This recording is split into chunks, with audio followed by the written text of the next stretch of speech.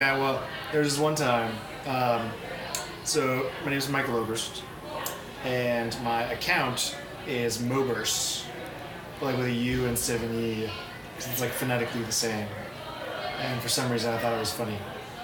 Moburst is my Instagram handle, and then I was reached out to by a small Israeli marketing agency named Moburst. Like, I shit you not. Spelled Moburst. And, like, I thought it was a joke. I thought it was, like, an automated, like, you know how you, like, Google shit and it's like, oh, you're looking for, like, wreaths of cats? Like, check that out on Amazon. You're like, I kind of want to send emails to all my friends being like, can I buy R. Marin? My company's called R. Marin. Exactly. My company's named R. Marin 328. You know, like, we really need this real estate.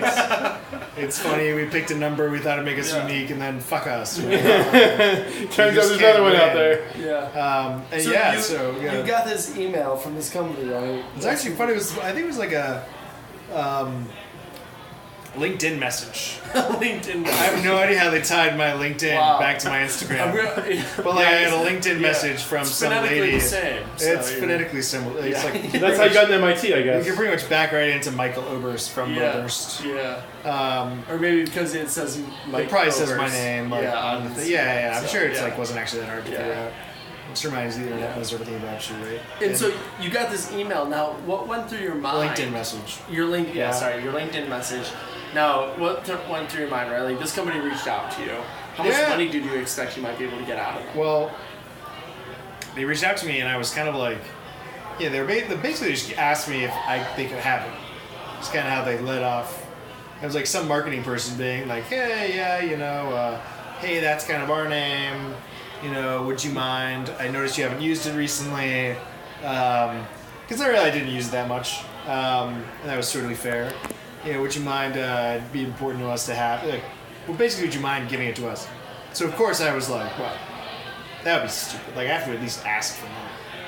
Like, I've got, like, at least, like we said, like, 25 photos there. Definitely not more than 50. But, like, and, like, one of a giraffe. That's pretty cool. So, that's worth sending me. And first thought about how can I increase the value of my account, like, at this late stage in the game. So I thought about posting a bunch of shit. That makes sense. I think that's a critical piece of advice. First, just showing activity, right? Like, look, I've got followers. Yeah. I've got activity. This is important to me. It's going to cost you a lot of money to get it. Yeah. I think that's a great piece of advice right there, hidden in that story of, like, if someone is asking to buy your Instagram account, post photos to it. Make them think like you know. Yeah, and then I thought, well, now that I know who's going to buy it, you can also take the opposite approach. It's like scorched earth policy. It's like, Instagram terrorism. That's probably not. I regret using that. Wait, sorry. Take a step back. No, explain. If it's controversial, it probably will make you look bad. We want to hear about it. I'm going to explain it, but like, I'm going to recant the use of that term because I feel like that's not an appropriate term to use. No, it's an appropriate But basically, term. the idea is, okay, on the one hand, I could say, this is important to me, pay me a lot of money if you want it, or I could say, if you leave it in my hands, I'm going to use it to smear your name. Because people, who knows? Giraffes everywhere. I could put their logo as my profile photo, and then be like, "Hey, I'm Moburst, a small Israeli marketing firm, and also here's some horrible things that I have to say about people who most people in society would not say bad things about. Maybe disadvantaged groups. I don't know. Maybe you could really scorch earth. It'd be if you don't buy me out, this is the schedule of things I will say on your behalf. But I didn't have the balls to do that. So but it was a funny idea at the time, I thought. And then did you sell? So I asked. I think it took too long. Basically, I took a day or two, and then I was like, wait. Yeah, thanks for your message. How about $1,000? And then they just sort of never responded. So I felt like it was probably my break even price where I was like, if they're gonna pay me $50, I don't even bother. This is you know, it's whatever. Like, I wouldn't want this to be a story that ends that way. Like, that it's only a $50 like buyout. There's like, I feel like there's gonna be some negotiation. You know, I would go for like, you know, in the triple digits, hundreds of bucks, sure. triple digits, but like 101, you know, is probably enough. Like, just get me into those triple digits and I'm good. Yeah. So I figured start with 1,000 and then like work your way down, right? Yeah. If you're at 1,000, you're at quadruple digits. Yeah, I might have just like, you know. Yeah. Might have started off too strong. Yeah.